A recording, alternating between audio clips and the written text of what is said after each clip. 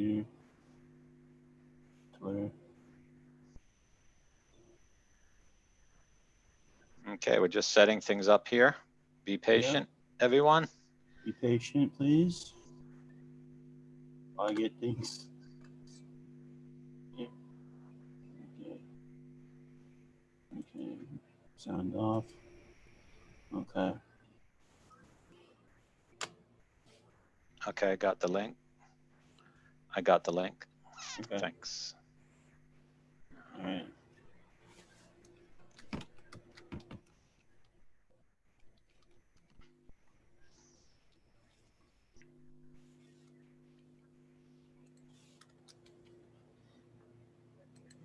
And then I want to add the phone number to my tweet too. So in a moment, I'll ask you for it. Okay. Let's see. Open a new tab. Okay. Okay. Done with that.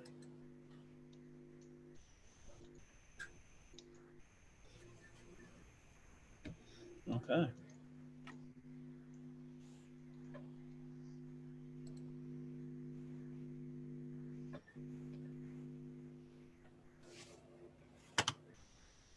Check now from here.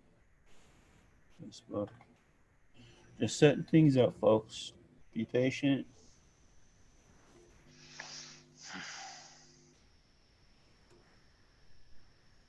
Doesn't take that much time to set things up. I mean, start this thing, but getting it shared everywhere.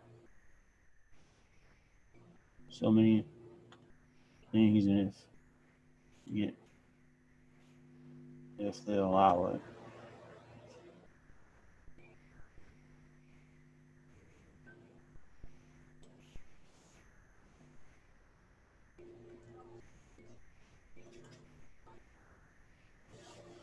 Okay.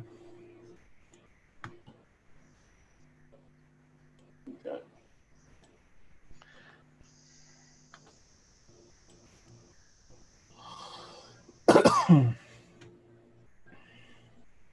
Do this.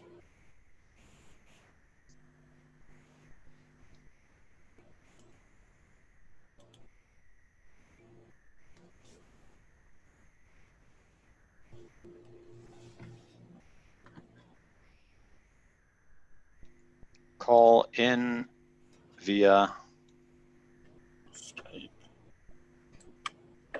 That is ready. Yeah. +1 785 672 9560.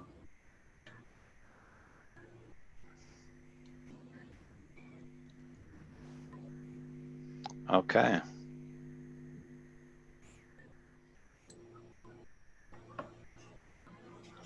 Tweet it out.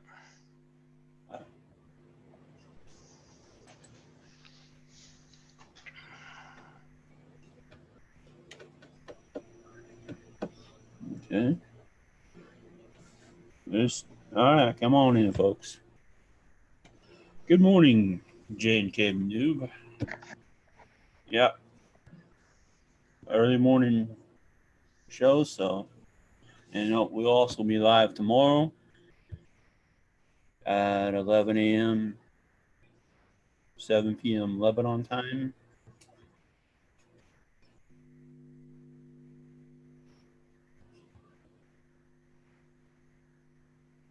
Please share the show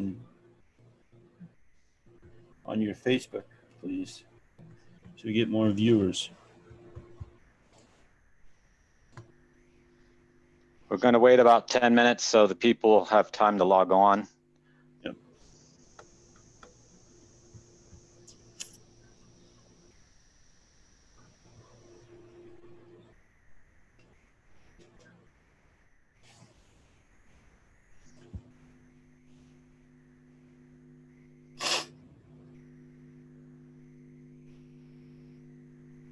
Okay.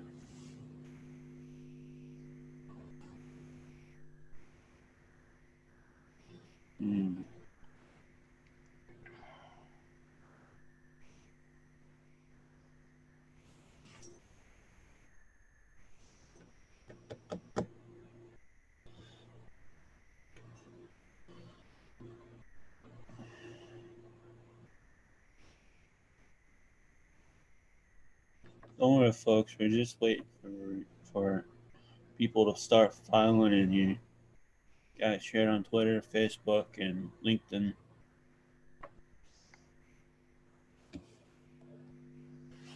How's Kansas life treating me? Pretty good. Hot, humid, muggy, stormy. Had a 3 hour power outage. One of the transformers blew at the city station. Then another one, birds and a few birds and a pheasant got into another one. So it shut down the power for two cities and the neighboring farms.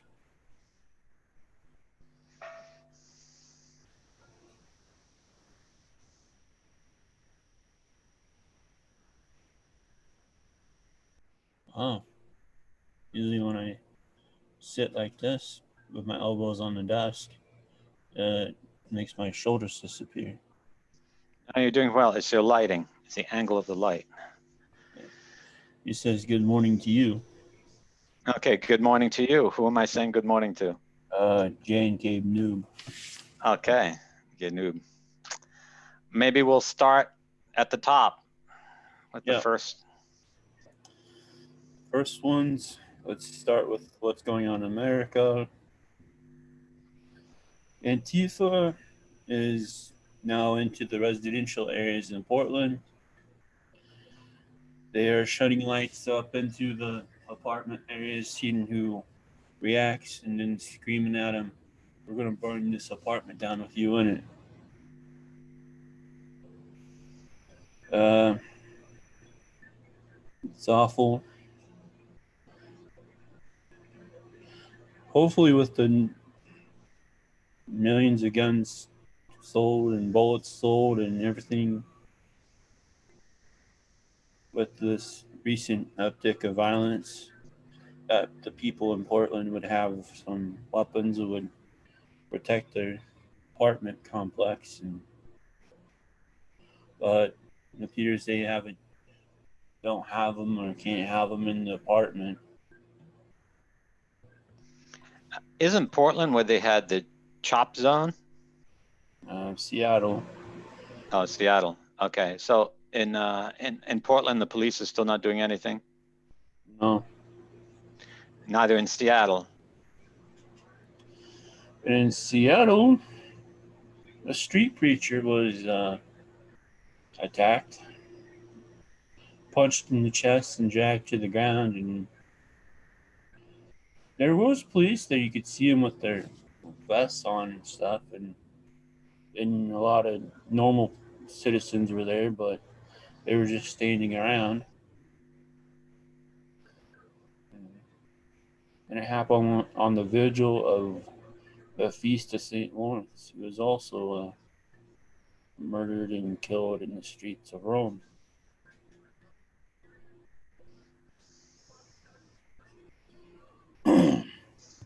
It's a clear case of Christian persecution, Yeah. and it's clearly motivated by a Marxist terrorist organization. And I don't know if Christians organized a terrorist group and took over a black neighborhood and started beating up black preachers like that. I think the entire federal government would be on them in an hour. Yeah. Why aren't they reacting that way with Black Lives Matter or Antifa? Don't know. Then we move, and then the big story is in Chicago. A Black Lives Matter terrorist shot at a Chicago police officer. The police officer shot back and killed him, I believe. And they decided to riot because, oh, cop shot a black person. And what did they hit? High dollar stores, Louis Vuitton, and Tesla car dealership. So they weren't concerned about the man who was killed. They're concerned about just exploiting the situation to commit burglary. Mm-hmm.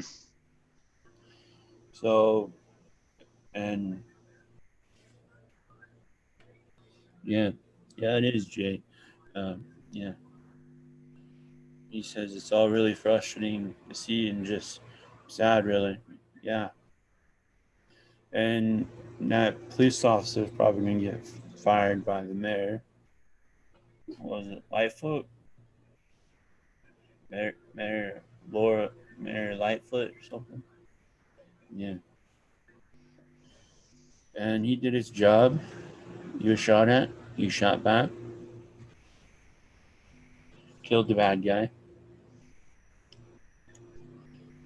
and now with those high-dollar stores being looted, and be kind of easy to go arrest him because, well, they're driving around in $100,000 electric cars, and I don't know what's a Louis Vuitton go for. I don't know, but it's very flashy stuff. I didn't know that blacks are interested in Louis Vuitton. I thought that was more like urbanites, white urbanites. But you see, they know what's the value. They claim they're Marxists, but when it comes to places they loot, they show themselves to be consumerist capitalists. Mm-hmm. Then what was it? Then, when we did our show on the PS Dynasty, we learned about what happened in Warsaw. The statue of our Lord carrying the cross was vandalized by the LGBT. Um, they call them terrorists in Poland, so I'll use what they call them, terrorists. Put the rainbow flag on the statue and a few other things, and let's see what the cardinal says. I appeal for respect for the religious feelings of believers regardless of their views. Let us stop using acts of vandalism in crossing borders in public debate.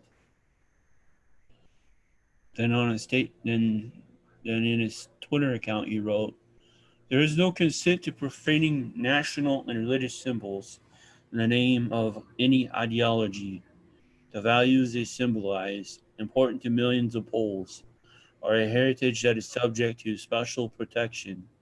You cannot become aggressors under the guise of supposed equality. Well, that's a pretty good statement. I haven't heard the likes from any bishop in the United States. Mm-hmm. But in Poland, it's actually a special crime to attack historical monuments or religious monuments. Yeah. And he's referring to that law. And being a Catholic nation, they had enough sense to put that in law. Countries without things like that have little defense.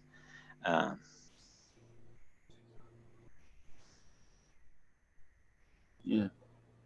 I'll just remark that all these agitation groups in Poland are all funded out of Germany by the left. Mm. They're not organized or directed by native Poles. They're all being controlled by Germans, and usually Jewish Germans, who want to do vendetta on Poland for some reason. They're more willing to fault Poles than they are to fault Adolf Hitler, who himself was a Jew, for what happened in the Second World War. He comments, my friends, you know how that goes. Said they had a BLM bus come through our town like a month ago, but come 6 a.m. they left and didn't pay the camping fee. Yet they scream injustice. That was in Poland too. Oh, and was it you in Montana or which state are you in? Montana. Yeah, I think he's from Montana. But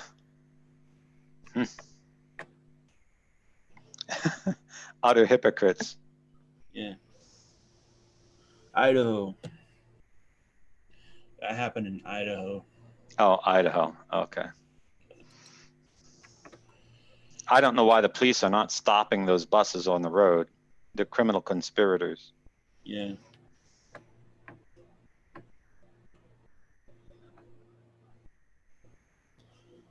Then we go back to Boston with the probe of arson attacks. This is from CNA News again, Catholic News Agency. Washington, D.C. Newsroom, August 3rd, 2020. Police are investigating 2 fires at Sacred Heart Church in Weymouth, Massachusetts as arson. Both fires began overnight Sunday. Fire damage was discovered on the morning of Monday, August 3rd, and the fires were set near the entrances of the church. It is unclear the extent of the damage. The fires were described by local media as being small. Fires are believed to have been set sometime between 11 p.m. on Sunday evening and 8 a.m. on Monday. Yeah, Weymouth is right near the beach, so a lot of people come out of the ghettos of Boston and go to the beach there.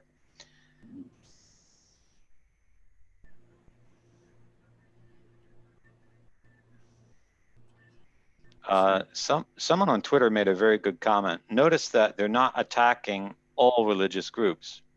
I haven't heard Black Lives Matter attack Jews or synagogues or Muslims in mosques. Yeah. They're not attacking Mormons. They're not attacking Unitarians or Anglicans, according to Kene Guagamela Austerlitz, who tweets on Twitter as the Rue Peter. He doesn't say who they're attacking, but he's Catholic, obviously. They're attacking Catholics, okay? And they know who, and like demoniacs, they have the gift of recognizing the sacred and knowing that it is their enemy. Yeah. And I thank Gen 315 for bringing that to our attention. Yeah. I think that's an excellent observation. Very good.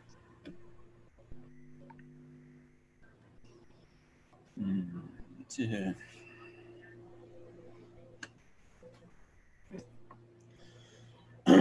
Come on in, folks. We're live. Yeah, What number can they call, AJ, if they want to talk? If you want to ring the studio number or Skype number, free anywhere in the world to call, please dial +1 785 672 9560.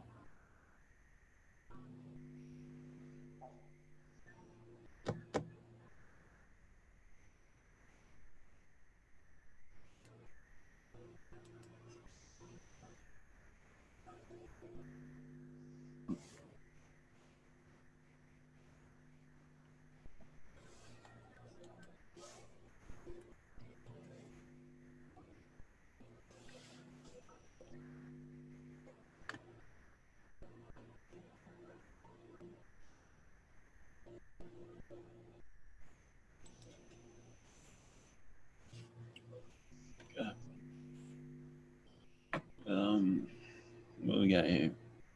Gatestone Institute's new piece on Black Lives Matter Part 2.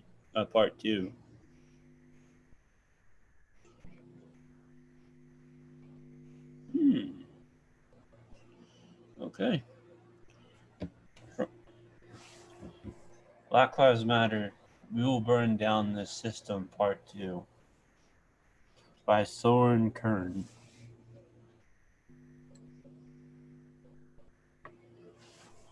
Multinational companies, philanthropic foundations,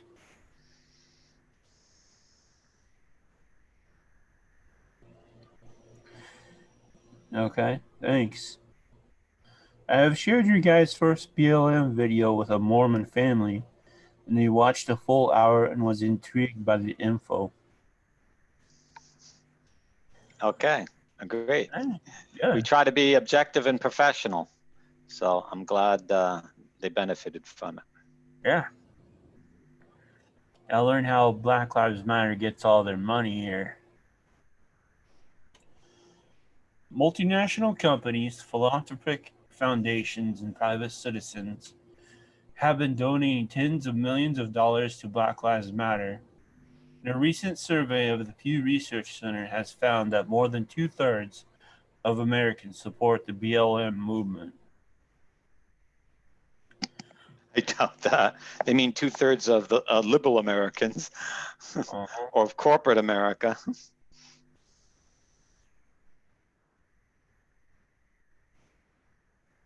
While Gatestone Institute and doubtless many others wish that blacks and all minorities benefit from equal opportunities and protections offered by the U.S. Constitution, the high level of backing for BLM raises the question: how much does the public really know about BLM?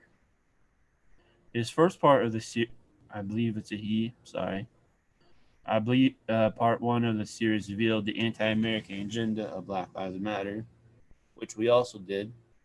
We read from the manifesto itself. Oof. And he writes, the anti-American agenda of Black Lives Matter, which, under the guise of fighting racism, seeks to transform the United States into a communist dystopia. BLM's leaders openly admit they want to abolish the nuclear family, police, prisons, and capitalism.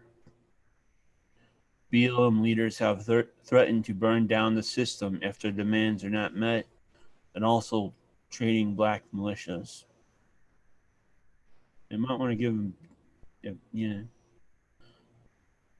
too bad they're giving them BB guns. Yeah, on social media there was a photo of a black militant militia, I think Kentucky. Yeah. So I said, AJ, who's our guns expert, what are they bearing? What were they actually carrying, AJ? BB guns are 20 or also 22 long rifle, small game hunting rounds. Don't get me wrong, they'll do damage, but not like the real stuff. Were they even carrying their guns properly? No. So if they get involved in a shoot fight, what do you think is going to happen? They're gonna get scared and run and shoot themselves.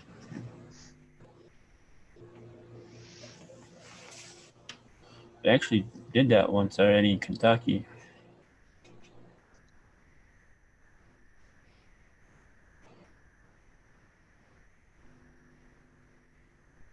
Huh. As documented below, BLM has lifted much of its agenda from radical leftist groups active in the United States during the 1960s and 1970s. BLM is the ideological descendant of the Black Power movement, the Black Panthers, and the Black Liberation Army, and the Weather Underground, all of which sought to overthrow the U.S. political system, and which are terrorist organizations.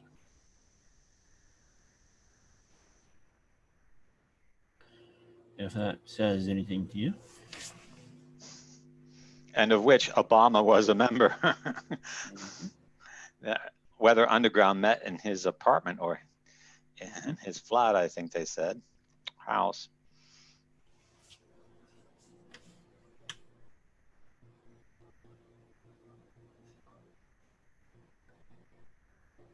Oh, why? BLM ideological influences and sources of funding. BLM is at the core of a vast network of Marxist groups whose demands often coincide with those of Antifa anarchists, many of whom have been piggybacking on BLM protests to stir chaos and destruction. Left of center foundations including the W.K. Kellogg Foundation, the cereal guy, Kellogg cereal guy, Yeah, remember that the next time you choose a brand of cereal. Ford Foundation, Remember that the next time you buy a car.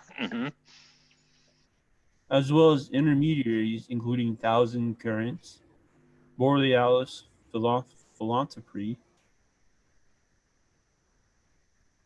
I heard that name before. That the name of the North Star or something? Yeah, Borealis is the name of the means north in Latin, as in aurora borealis, northern sky. Hmm. An Alliance for Global Justice. Soros. I'll add that Ford is a notorious promoter of abortion and ally of the Rockefellers, Hmm. all Bilderbergers. And have provided tens of millions of dollars to BLM and the Movement for Black Lives, an umbrella group that coordinates BLM activism. Now, what possible motive would they have to want to abolish the nuclear family? That is, a family of a man, a wife, and the children. Mm-hmm. So they can take everyone's wives and children and do with them what they will. Yep. Sounds like what they're really up to. Mm-hmm. Talk about a brave new world, Orwellian world. So don't think they're out to burn down corporate America. They're out to burn down the people who work for corporate America. Yeah. BLM is a revolutionary anti-capitalist movement masquerading as a civil rights movement. Its focus on racial issues is a smokescreen for a much larger effort to completely dismantle the American economic, political, and social systems and rebuild them from scratch according to the Marxist principles. I would correct what this report is saying. He mischaracterizes it. They're not anti-capitalist. They are pro-extreme capitalists because Rockefellers and the Bilderbergers, they are extreme capitalists. They not only want to make money, they want to dominate the world and enslave humanity so they can turn you into a slave worker. That's why they admire China. Marxist states, communist states are not anti-capitalist. They're extreme capitalists where the owners of production own even the laborers. Okay, and that's why both the Union and current day China were financed by Wall Street, and they always will be financed by Wall Street because they are factories for Wall Street. I'll let you go, AJ. I have to answer the doorbell. Okay. I'll be right back. All right. Brother Alexis will be right back. And yeah, J and K, if you have any comments, please share them right now while we're in a sort of commercial break holding pattern.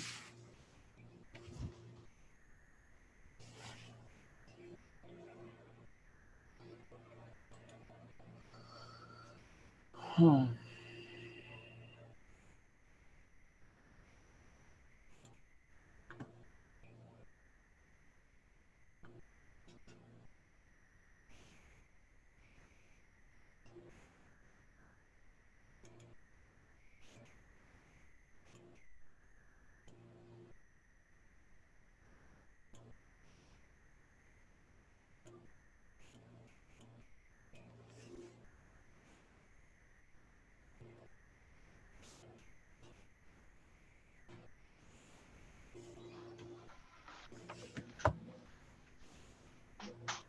Just sharing out the show again, get more people in.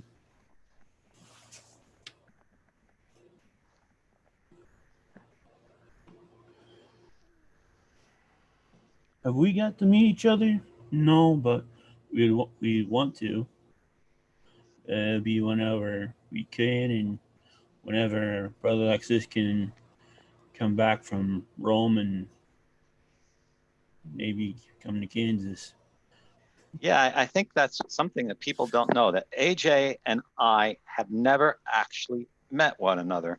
And we didn't know one another before Ordo Militaris Catholicus was founded. So, um,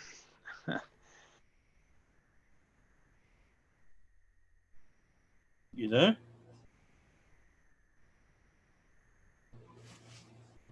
Hold on, folks. I think his sound went.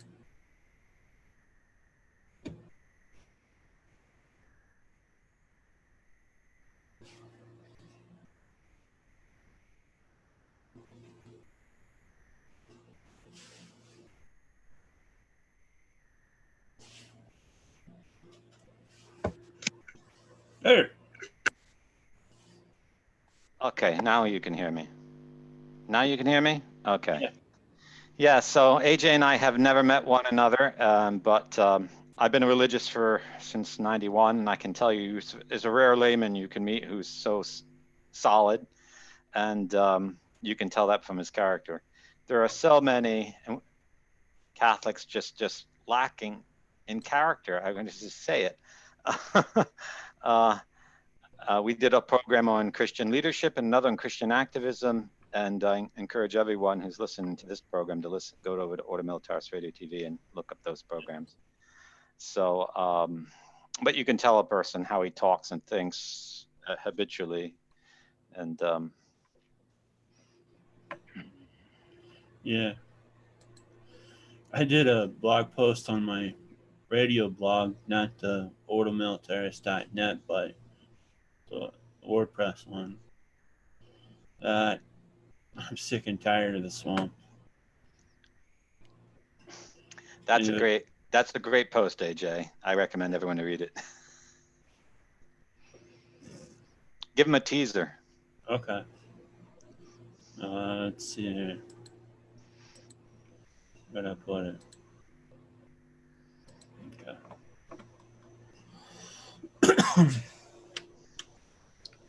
After learning and sharing the history of my Polish heritage with the world of the PS dynasty, I am truly a monarchist. Not like the modern sense of this group who calls themselves monarchists, but truly am, even though just a Kansas farm boy, but through my mother born to the whole royal house of Europe.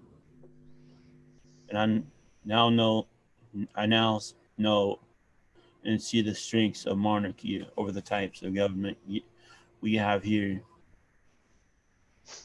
I'd love to have the monarchy in Europe, and this below is a dream if it were to happen.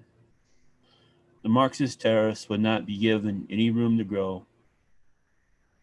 Spies used to infiltrate and their organizations shut down. Any violence done to the people would be enough for serious charges to either life or capital punishment. Threatening to burn down an entire apartment building with people in it should right there be enough to have them rounded up and sent for capital punishment, not life in prison. I'll see if I can. Yeah, once you read AJ's post, then the next time someone says to you that Christian monarchy isn't the best form of government, you might have some grounds to say otherwise. Though AJ is obviously writing an editorial. And this is one of the things we Catholics should be proud of, the age of monarchy. Not because necessarily we're in favor of monarchy, but because monarchy was sanity. When you have a monarch who's Catholic, and you know that that Catholic family will always govern your nation, then you don't have any of this political sin or that vice and get a law passed to justify this sin or that vice. A nation is much more at peace internally and much more united, and there's much more prosperity. The Masons don't want us to see that because the Masons want to destroy the West. They were founded by a group of Protestants and Jews who want to destroy Western civilization and the Catholic foundation to it. And that's why we're all taught in school that monarchs were bad and the age of monarchy was the Dark Ages and people were persecuted and blah, blah, blah, and blah, blah, blah, and blah, blah, blah. Yeah. AJ, why don't we talk now about terrorism and the Beirut explosion? Yeah. As you all have seen on the news, hopefully, and seen on YouTube, the videos of the blast and different videos showing either a bomb drop or a missile drop.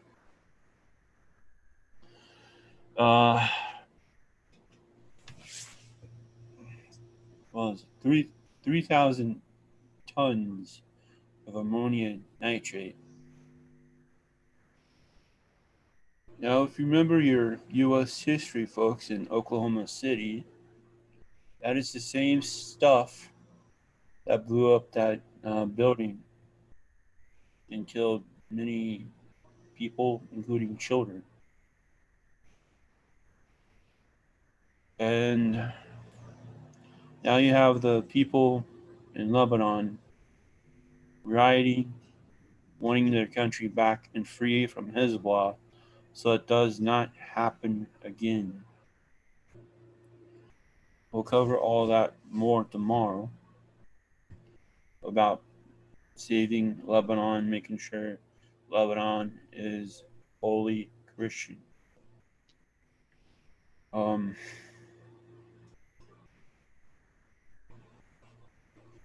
I again seeing the videos, listening to the videos when you see things starting to pop off. And since we know it was a supply cache of for Hezbollah, who knows what else they had in that warehouse besides the ammonium nitrate.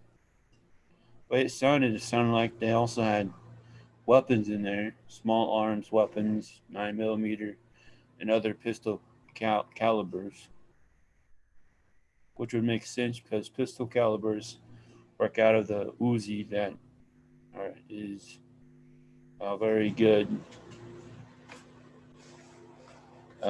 weapon for quick quick assaults that even the Israelis still use today for their police and stuff. So, not saying that's what it was, but sounded like small arm pistol calibers exploding in the fire. And that massive explosion, that blast, supply cache of what? How do you spell ammonia? AMM, Uh, ammonia, ONIA. An explosive expert here in Italy has studied the pictures and videos of the blast, and he infers from that there were two explosions. The first one, causing the mushroom cloud of brick red smoke, is a clear sign of the burning of missiles that have lithium propellant, okay, and power sources. So he says it's almost certain that in that same building, perhaps in the underground rooms they're now discovering, there was a surface-to-surface missile cache, and it was from Hezbollah. Most people don't know, but Hezbollah muzzled its way into the government and has control of the airport and the port at Beirut and the port at Tripoli, and I think at other important ports in the country. So if there was anything being illegal kept there, they're responsible for it. It's either theirs or they let someone else kept it. Although intelligence experts say Iran has the practice of storing arms all throughout the Mideast for their operations. But it doesn't seem to me that Hezbollah would blow up its own arms depot. That doesn't make any sense. Of course, negligence could always cause a fire to begin. And if there were fireworks stored in the same building, one thing could lead to another. You know, so all I have to do is toss a cigarette butt into the wind on a hot, dry day in the Mideast, and it will catch fire on anything. However, back in 2016 or 2018, Netanyahu, the leader of Israel, actually did a press conference where he pointed to the exact spot of this warehouse and said Hezbollah is storing missiles there. So the Israelis knew it, okay.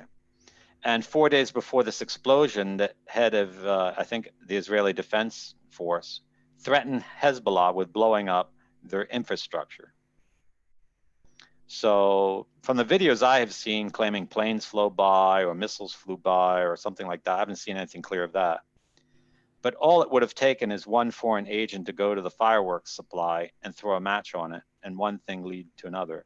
The fireworks igniting in some way other materials. However, if the missiles were stored underground, I don't see how the fireworks could have start the ammunition to cause the missiles to explode.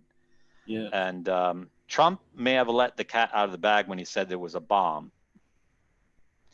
So someone ignited those missiles. The missiles blew up, causing the red cloud, and the explosion that they caused ignited the ammonium nitrate, which devastated the city. So it was a double explosion with two fires beforehand, one of an ammunition dump and one of fireworks. Even the president of Lebanon was implying that there might have been someone who deliberately set this off. And an expert in Israeli intelligence, he watches Israeli news and stuff, a Jew, I think by the name of Robert Silverstein, he says that one of his confidential sources in the Israeli Defense Force says that Israel did blow up the missile dump, and they didn't intend as large of explosion there was, but that they are responsible. And he cites various facts on his blog. Just look up Silverstein, Israel is responsible. I'm not saying I condone his opinion, but after all, he is a Jew, and if he's saying it, there might be reason for it. And he analyzes the behavior of the state of Israel after this explosion, which is very unusual from the way they respond to any catastrophe in the Mideast. And he argues it shows that in some way they're responsible. We can't hope that the cause is one thing or another, because our hope doesn't change the facts of history. But if it should turn out that Israel did start the fires or blew up the missile dump that caused the ammonia explosion, then we could be on the edge of a third world war, because the Arab world will not suffer. They will be united together against Israel for this. And I don't see Israel having any capacity to admit its fault, and if they were attacked by the entire Arab world, not to use their nuclear arsenal. So things might get very ugly very quickly in the next 3 months. Let us hope that cool heads prevail and people are frank, because suspicions need to be ended. And the United States shouldn't be protecting Israel if Israel's at fault, because I think if Israel's at fault and Trump demands them to come clean, that they will come clean. But if Israel thinks that they can get the U.S.'s defense for some heinous crime, such as this might have been, I think we'd be looking at very, very dark days. And so I think that's the security situation there in the Mideast. Right now, the people are upset with their government, but the question is how do these things catch fire?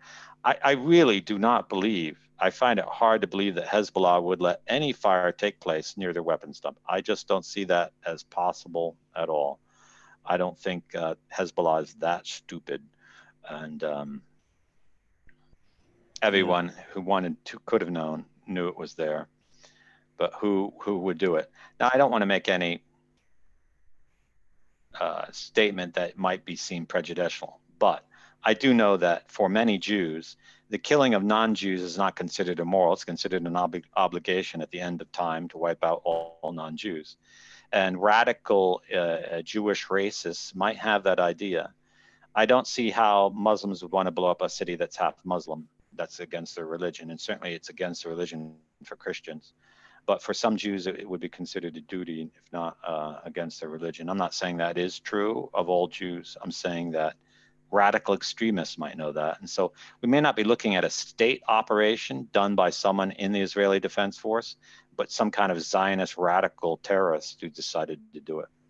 And these things need to be investigated.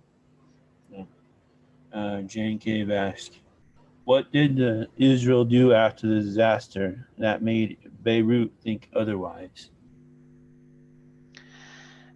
In natural disasters in the Mideast, in the entire history of Israel, according to Silverstein, Israel has never offered foreign aid.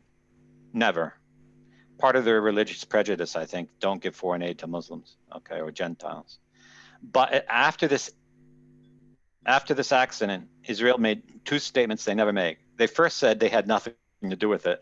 And secondly, they offered humanitarian aid to the people of Beirut, which is two things they've never done before. Israel will deny they do something after they're accused, but before they were accused, they denied it. And they never give foreign aid, and they gave foreign aid this time. Silverstein is of the opinion that this shows that they had something to do with it and somehow feel responsible. Okay.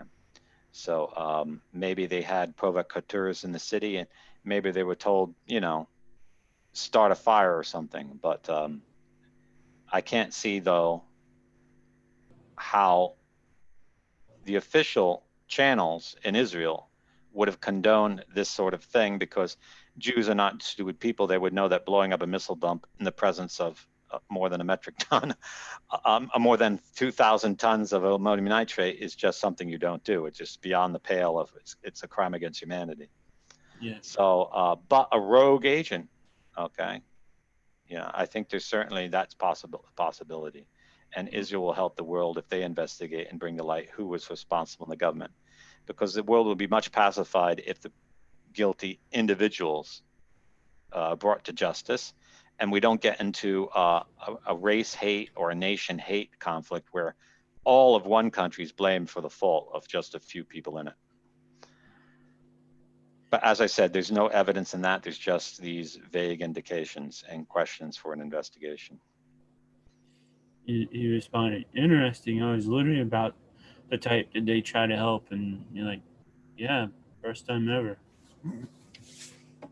According to Silverstein, it's the first time ever. I'm not an expert in Jewish foreign policy or foreign relations, so I cannot confirm or deny his statement. Um,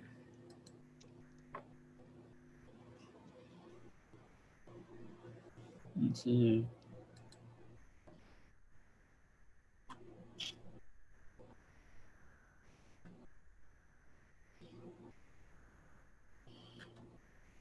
We have a comment on Twitter. Yeah. I've been able to catch several of your shows. This one's absolutely gold.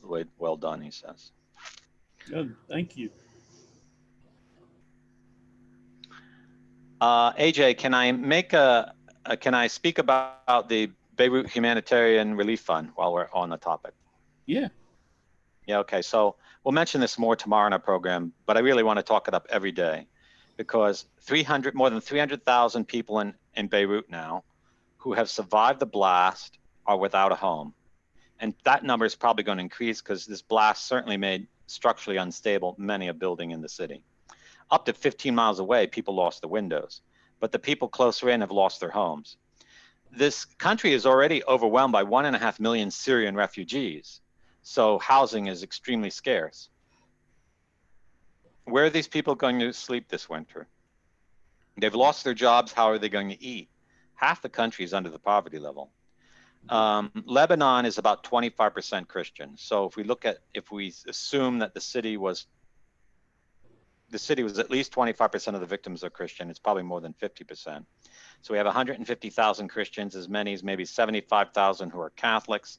We have 90,000 children, as many as maybe 45,000 are Christian, and maybe 20,000 are Catholic. So Masonic organizations like the Red Cross, French government, and the US government, and Islamic organizations from the entire Mideast, all rushing to fill in the void and rebuild Beirut, but it won't be rebuilt as a Christian city. It will be rebuilt a Masonic and Islamic city, unless Christians around the world unite to take strong action. And that can only be done if we're as generous as Christ wants us to be with our brothers and sisters in Christ. Israel has been a country that has basically been stabbed in the back, screwed, excuse my language, and raped for the last years. Since its creation, the French came in there in the fall of the Ottoman Empire, and they were ruling all Syria, and then they separated Lebanon from Syria so the Muslims could get control of all of Syria and have strong Christian influence. And then they so designed Lebanon is to make Christians a minority, when they could have easily separated the borders to make it a completely Christian state. And nothing was done to prevent the Muslims starting a civil war. Nothing was done to prevent Syria invading the country. Little or nothing has been done during the Syrian refugee crisis. And the country's been pummeled by banking regulations from the United States, which is basically starving people to death. Almost no one can send money to and fro Lebanon. There's even no ferries that run from Cyprus to Lebanon. Okay, the only ferries that run to Lebanon are from Turkey, which is an Islamic state. So everyone is out for the Christians in Lebanon, and we as Christians need to do something about it. So our order, which Order Militaris Catholicus, which was founded to defend Christians who are being persecuted for their faith, has always considered an obligation to come to the help of Christians in Lebanon. And in 2017, we raised $5,500 for Syrian Christian refugees, and that money went through the hands of the Melkite pastor there in El Ka, Lebanon, which is in the northeast corner of the country, just a bit south of the castle of Karaktasheviliers, which is in Syria. And so this year I said, well, we have to start a Beirut humanitarian relief fund, money raised that will go to Christian relief organizations in the city and to the Christian victims, because the Muslims are going to be well taken care of by all the rich Saudi Arabian Peninsula countries. And so we were the first, I think, organization in the world to establish a relief fund, not 12 hours after the explosion. And now everyone's jumping on the board and raising funds. So let me tell you something about the fund. The funds are taken through Stripe Payment Gateway. They go into the account of Order Militaris Inc., a Montana corporation. The funds will be distributed 100% to relief organizations. We will not take any operating fees, travel expenses, or organization fees out of the monies you donate. And we will survey the relief organizations to see if they are actually operating in a transparent way that helps Christians. And if we can raise $25,000 in the fund at least, I pledge I personally will go to Beirut and look at all the organizations and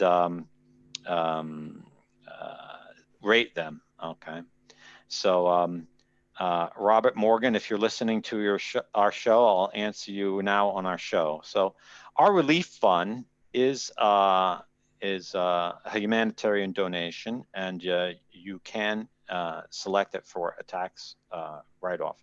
However, unless your write-offs are more than $12,000 on your IRS return form, you don't get any credit anymore, because that was eliminated in U.S. law. So if you want to make a donation that's substantially higher, I can actually point you to a nonprofit that works with Order Militaris Inc., and you can send your donation through them and get a fully deductible donation. But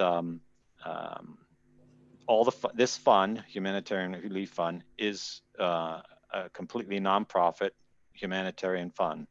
Our Order Militaris Inc., however, is not a nonprofit corporation, although we operate it as that way. We do that because the IRS would prevent us from doing what we're doing if we saw IRS approval as a nonprofit.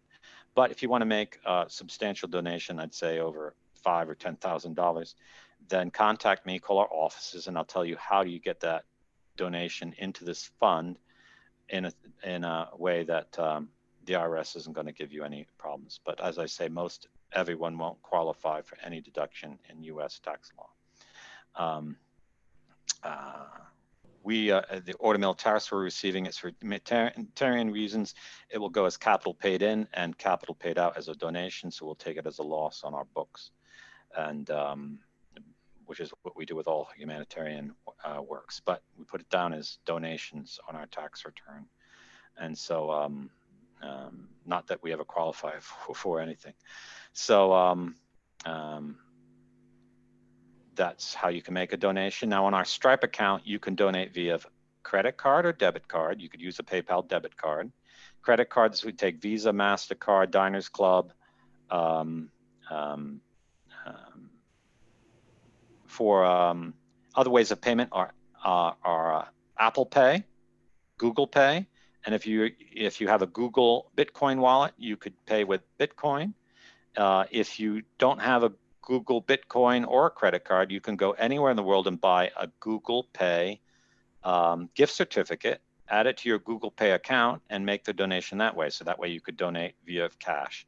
There's a small fee Google will change, but if you go via Google Bitcoin, I think your donation is entirely anonymous. You can, if you're in Europe, you can donate via Sofort or something that's called like that. I think 5 countries in Western Europe, you can actually make a bank wire directly to our Stripe account. And if you're in the Netherlands, you can use iDeal, which you can make a payment directly from your bank account. So those are all the different ways of making a donation, and we opened that up this morning, so you can do that. And if people are saying, "Do you have a goal?" I think our goal should be $1 million. We're the only independent Catholic organization in the world that I know of that's doing this. We are a humanitarian organization. We were founded in 2016. We didn't start a GoFundMe yesterday. Let me warn you, okay? Red Cross is offering medical services on the ground there right now. And everyone's already been to the hospital. So there's no reason for you to give money to Red Cross, who took 50 billion in the 9/11 and that money disappeared, okay? They have 50 billion, they don't need any of your money, okay? And they're a Masonic organization, they'll never give it to the Catholic Church, and they'll never use it to help Christians. It will probably all go to Muslims and Masonic organizations. There are people doing GoFundMe, but I'll let you know. Any money you donate to a GoFundMe will not get in the hands of a nonprofit for 3 to 6 months, because GoFundMe doesn't pay out until after 3 months.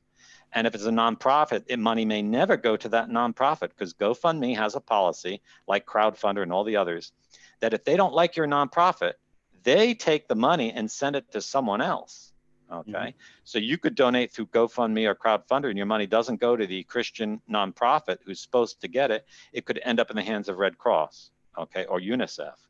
UNICEF tweeted out today that they're making sure the hospitals have all the vaccines that children need.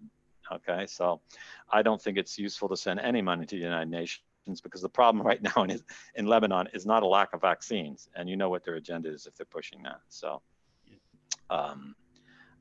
we'll be completely transparent in our expenses, and as you can see, we're telling everyone twice a day, or every day at least, how much has been raised. And as we pay out the money, I'll report exactly what organizations receive the money. But beforehand, if we raise sufficient funds, I'll go there personally. I'll do a survey of the organizations to see which ones really merit it. What is the real problem? Because I imagine by the time we do get on the ground in Lebanon, that the refugees have already left the city, because you can't live on a street with broken glass. And they're elsewhere in camps around Lebanon or in other housing. And so the actual relief for the victims of the explosion is going to end up in places outside or surrounding the city. And because that's just the human reality of it. So I'm a cultural anthropologist, so I have a good sense of that. And I have friends in Lebanon, because when I studied in Rome, I met seminarians from Lebanon who are now priests. So I'll be working through them to get advice and using them as my translators, because I don't speak Arabic. But the Beirut Humanitarian Relief Fund is an excellent way to get 100% of your donation to relief organizations. And why do I say 100%?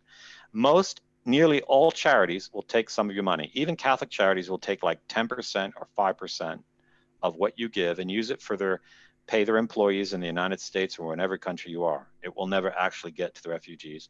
Our organization has always had the principle that we never take any of the monies donated for operational expenses. The chief reason is we have our own money for operational expenses, and I and AJ don't take a salary, so we don't have to pay anyone. So 100% goes. And when we're able, we even donate the PayPal fees or the Stripe account fees for it. If the sum gets too high, we won't have that much money in our own account, but at least you can be sure that all the funds that we receive will go to relief organization. And if we can't find any that are honest and actually helping people, then our humanitarian organization will found one in Lebanon, and we'll do the work directly and report you to it. I personally, my heart opens to the people of Lebanon, to Beirut. I feel really terrible what they went through, and I think it would be a great honor to go there a couple months and give you live broadcasts on Ordo Militaris Radio TV of what's going on, and show you the actual people, what they're suffering and what they actually need. Because the West is going to forget about this. The mainstream media in the West is not controlled by Christians, is not controlled by Lebanese. They're going to turn the attention to something else, like defending Israel or attacking Trump. They don't want you helping Christians. They want the Christians to die and disappear. And so we really need to organize a Christian response that's independent from politics. The one comment I'll make about organizations that are affiliated with the Catholic Church, as you might know, the Catholic Church has currently been taken over at the Vatican by international Marxists and Soros allies. any money that comes through Catholic organizations that's in high risk of ending up in the hands of Marxists, Muslims, and Masons, and not ending up helping Catholics or being used to force Catholics to accept compliance or toleration of Freemasonry, Islam, or Marxism. And that's a great danger. So our organization's not involved with any of those three groups and would never give a penny to any of those three groups, and will only support organizations that are truly helping Christians to live as free Christians. And so I think our Beirut Humanitarian Relief Fund, which you can find at ordo-militaris.us, the link's at the top of the page, is an excellent and unique opportunity to help the victims of the explosion, and in a highly efficient, ethical, and transparent way. I'll put it twice into the chat for the YouTube chat, so please go to that link. Be generous, whatever you can donate. And yeah, I'll add that I'm asking everyone in the West to donate at least $100. You know that a family is going to spend at least $100 a week for food. Okay, so think of those 300,000 families who are now have lost their job, their house, their life, everything. Even in many cases, their churches and banks are all destroyed. How are they going to eat? Okay, but for those of you who have a pension fund and investments, I'm asking you to do what I've done. I've donated $1,000 of the money my benefactors give me to eat with, and I have no pension fund and no investments and no insurance and no money. As a friar, I've given it all to the poor, but I still have expenses here in Rome. But I'm donating $1,000. I'm asking you, if you have a pension fund or investments, consider donating $1,000. And I want to thank the U.S. Air Force pilot who already made that donation, that met that challenge that I made to him, because that's the level of support we need. And I think most Americans, that's not going to be much of a hit. Think of all the sins you committed, how you're going to merit in the sight of Christ from this charity, and think about what will happen to the Christians of Lebanon if we don't come out with a strong response to help them. So I encourage you to be generous and to give a thought over. Just don't rush and press a button. Make a sacrificial offering. For many of you, your churches are closed down, the clergy have abandoned you. So redirect what you give to your parish to helping these poor Christians. yeah. And when this live program is over, the link will be in the comments pinned. So please go to that link and be generous. And best place to send your donations while your church is being shut down, or you're being forced to wear a mask, gloves, and where our Lord's being profaned in the Eucharist by being received in the hands. Not only in the hands, it has to be dropped into your hands. So you have to literally try to catch our Lord and not crush him. It's totally madness. And if I'm at Mass and it's a long one, I usually use the cane to help me get up there. So dang weak from what all its testosterone done. So imagine me, one hand, they say, you gotta receive on the hand. Okay. One hand on the cane, one hand open. Man, I sure hope that guy's aim's good. I wouldn't receive that way either anyways. So just think about the elderly and the handicapped trying to just nuts. So send that donation to this humanitarian relief fund. Do something good with it.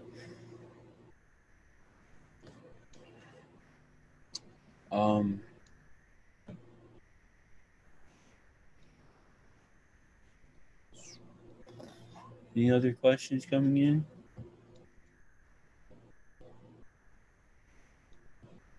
Not that I see. I'm answering this one I got. Okay. At least you got 3 of you watch. And probably us too, and JK. So, any other questions, YouTube audience?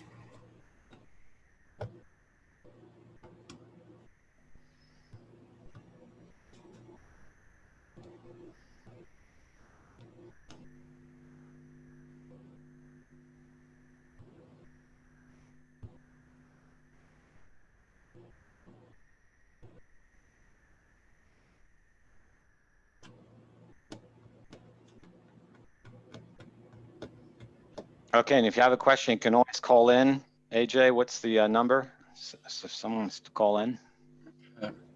+1 785 672 9560. Let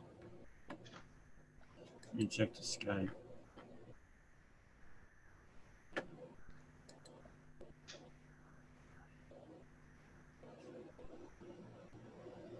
Okay, nothing.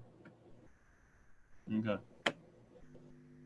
Yeah, and if you have questions about our humanitarian relief fund, you can call Ordo Militaris Inc. in Helena, Montana at 1-406-299-9260.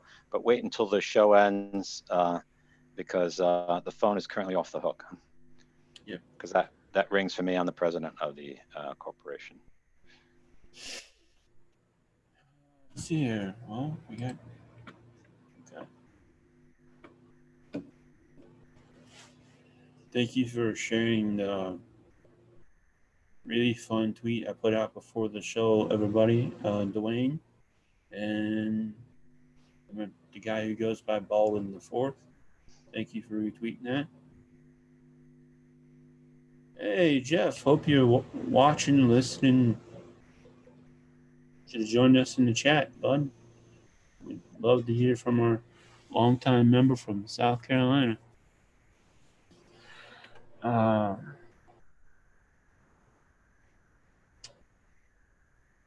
Nothing, no, nothing from Twitter. Nothing on YouTube. So I want to thank all who did watch. All 6 of you. Please watch and share this show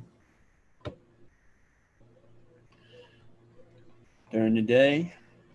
And like I said, the relief fund will be pinned down there in the comments section. And tune in tomorrow for another live program of Ordo Militaris Radio TV, strictly on Lebanon, at 11 a.m. Central, 7 p.m. Lebanon time. Thank you for those who did the poll yesterday. Like always, we'll start a little bit early, getting things set up. So those who wanted 10 o'clock, okay, we'll meet you halfway. 10:45 or so when we start setting up and getting the links out there. So 10:45, 11. So there you go. Got your wish. Any other comments? No, I'm not getting any more. Okay. Anything from you? Any last words? I thank everyone who's already given, and especially the women who have two women at 300 and 2 women at 200. So the men are falling behind here. I know that our accounts, our social media accounts, and even at From Rome Info where I write, that I have many lawyers who read and listen to what I say and write. And if a U.S. Air Force pilot is ahead of you in donations, you're not doing your duty, in my opinion. I think you can help a lot more than that. And I think this is a cause of Christ. This is something we can truly do for the love of Jesus Christ in an age where there's not many things we can really say that we can do it for pure intentions. Yeah. All right. See you all tomorrow at 11ish for our entire show on Lebanon. Hopefully, more of you turn out. Will be tweeted at. Let's see, what's our handles? We'll be tweeting out at A Ballman3 on Twitter, Militarist Cast on Twitter, and I'll be also sharing from our Border Militarist Radio TV YouTube page the links. Please, everyone, tune in, pay attention, help out, and until then, day is full. Day is full.